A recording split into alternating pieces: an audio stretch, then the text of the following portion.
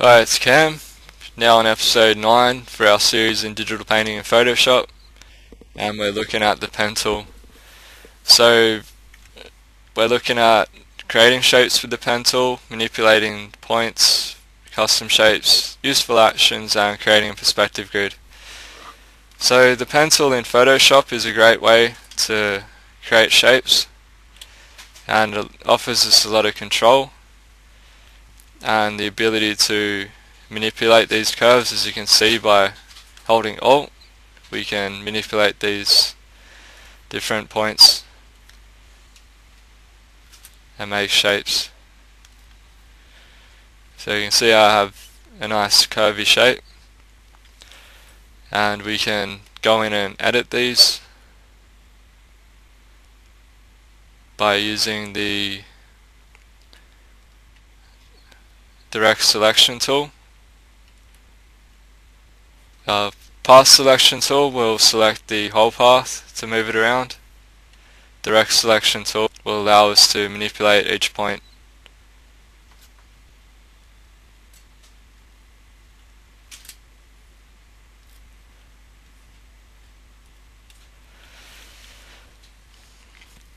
Now when you use the pen tool, it does create a work path straight away, and immediately with that work path you can go to edit, define custom shape. So you can use the pen tool to easily make custom shapes, and you can also do things like, if we control click the work path thumbnail, you can use that for a fill selection.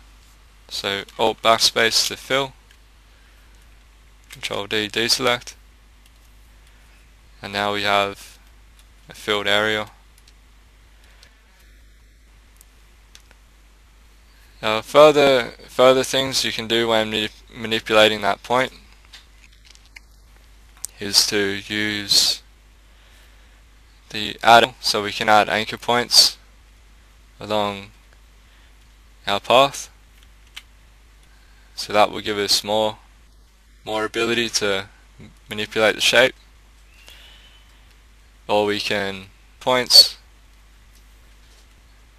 and convert anchor point, which will convert the anchor point so that we have 2 points, 2 Bezier points as they call them, these little extensions, handles. So that's the basics of the pencil. We also have the Freeform Pencil, so that's freeform as the name suggests, and then you can make it less freeform by adding anchor points to there, or manipulating these points. So it is more advisable to use this than the lasso tool, because you can then go in and customize the things a lot more.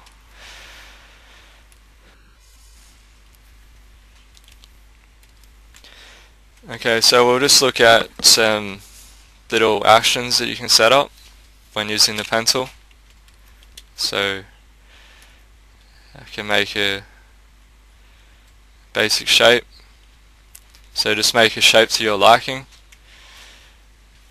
and we're going to make an action that will make a custom shape out of this. So it's really basic, just saves you a couple of steps. So new action, call it custom shape. Set it to a hotkey, record. So now that we have the shape, we go edit, define custom shape.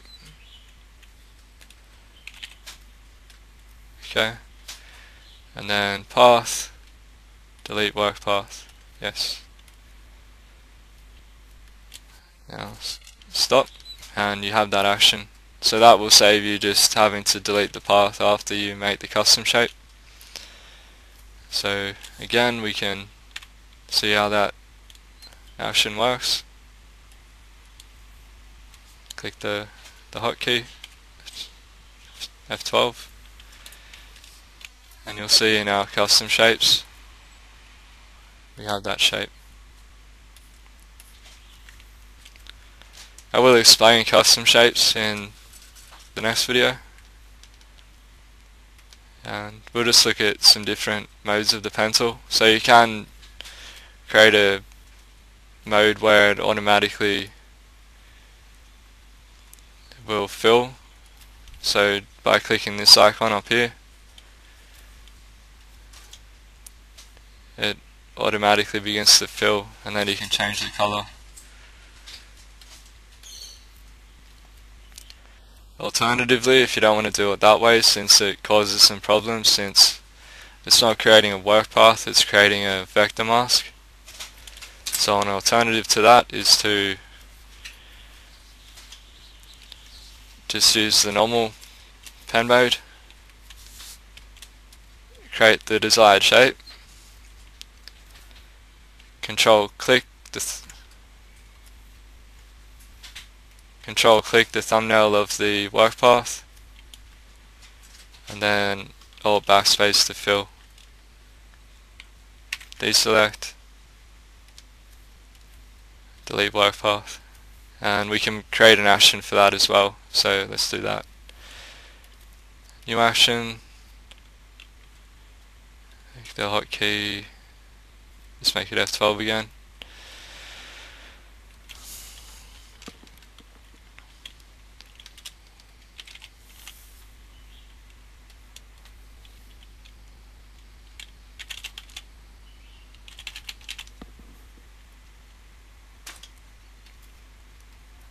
Okay, now what this action is going to do is just what we saw. So we make the desired shape, we then control click the work path thumbnail. Now we have a selection, Alt backspace with the color of our preference, and then control D to deselect, go to paths, delete work path. Now stop, and we can watch that in action again. P.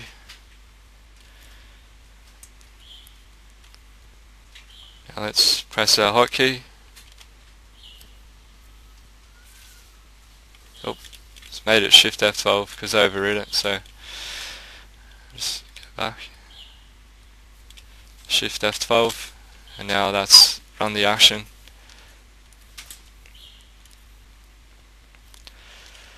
Okay, now moving on, we can look at how we can use the path tool to create a perspective grid. Okay, now we're going to use the pencil to create a perspective grid. You can see here I've got a bit of an image with a big turtle and in a desert environment. You can also see here I've laid down a perspective grid, and I've created that using the pencil. So I'll show you how I've done that.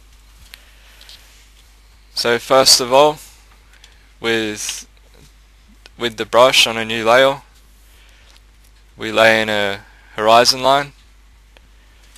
Now this is going to be dependent on your image. Mine lies about here, in accordance with how the image is. Sits about there. And then new layer, go to your pencil, and with a different color, pick where your first vanishing point is. So mine sits about here in relation to where objects are sitting in my image. Then just click out to create one perspective line. Now we're going to make an action that will stroke this line so that we can begin creating our grid. But before we do that, go to your pencil tool, set it to a good size, maybe about 3 pixels, and now go to your actions palette and create a new action. New action, call it stroke path. Doesn't matter what you call it as long as you remember what it's for. Make it a nice color. I'm just going to set it to F12 because that's the key that I have spare. Now record, and what we do is go to paths, stroke path, choose pencil for the tool. Do not click simulate pressure because that will make your line uneven. So pencil selected, OK, and you'll see that work path has now has a stroke, so we can stop. Now click on the direct selection tool, and now click one end of the path. You want to click the opposing end to the vanishing point, and you can see we now have a hinge that our line is swinging across. Now we can use that hotkey again, F12, or whichever hotkey that you set, but our stroke path hotkey, and you can see it's a very fast way to set up a perspective grid, and very customizable. So lining some different points up.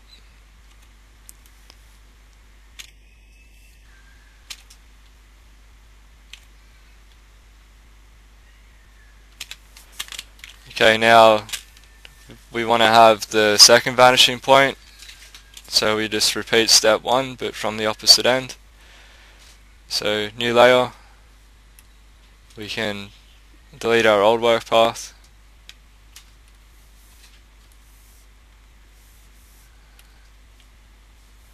give it a different color, P again. Okay, now click on the horizon line. Make sure when you click for your second point that you don't hold it down, otherwise you're going to get annoying little handles on the side. So just click down once and you'll see the difference. If I click and hold, it's going to make these little handles which are going to get in the way and bends my line so it's not straight. So click A for direct selection, then click in your action hotkey to stroke the path, repeating along. Well, make sure you click the very end, otherwise it'll drag like you just saw.